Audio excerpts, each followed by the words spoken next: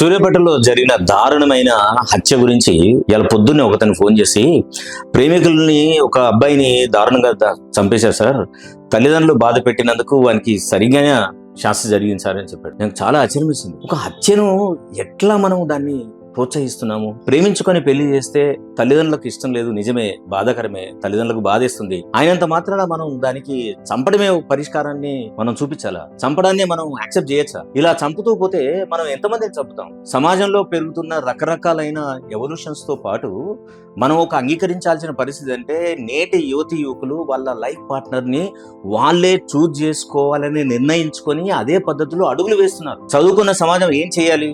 అలా ప్రేమించుకున్న వాళ్ళ జీవితాన్ని సానుకూలంగా కంఫర్టబుల్ గా నడవడానికి ఎలాంటి నైపుణ్యాలు అవసరమో తల్లిదండ్రులుగా పెద్దలుగా వాళ్ళకు సహకరించి వాళ్ళను సరైన జీవితంలో నడిపేటట్టు మనం సహాయం చేయాలి. కానీ చంపించడాలు, కిడ్నాపులు చేయడాలు, బెదిరించడాలు, మనం ఏ సమాజంలో ఉన్నాం? సమాజానికి మనం ఏం చెప్పాలని ప్రయత్నం చేస్తున్నాం? ఇప్పుడు జరిగిన ఈ ఉదంతంలో ఎవరు నష్టపోయారు? టీవీలు చూసిన వాళ్ళు నష్టపోయారా? మనవాడు కాదు, ఎట్లయినా వారిని తుదమించాలి అని ప్రేరేపించి అమ్మాయి వాళ్ళ అన్నతోటి ఆ పని చేయించిన వాళ్ళు బాధపడుతున్నారా? ఎవరు నష్టపోయారు ఇందులో? భర్తను పోగొట్టుకున్న అమ్మాయి బాధపడుతుంది, కొడుకును పోగొట్టుకున్న తల్లిదండ్రులు బాధపడుతున్నారు. ఈ పని చేయాల్సి వచ్చినందుకు అమ్మాయి వాళ్ళ అన్న కుటుంబం బాధపడుతుంది, తల్లిదండ్రులు బాధపడుతున్నారు. ఈ ఇద్దరు కుటుంబాల బాధ ఎన్ని రోజులు తీరుస్తుంది? ఎవరు తీరుస్తారు? కొన్ని రోజుల తర్వాత సమాజం అంతా మామూలుగా నార్మల్ గా అయిపోతుంది. ప్రేరేపించిన వాళ్ళు వాళ్ళ పనులు వాళ్ళు బిజీగా ఉంటారు. కానీ శిక్ష వేసుకున్న వాళ్ళు, శిక్షించిన వాళ్ళు, ఈ రెండు కుటుంబాలు మాత్రం తీరని వ్యధను జీవితాంతం కొనసాగించాలి.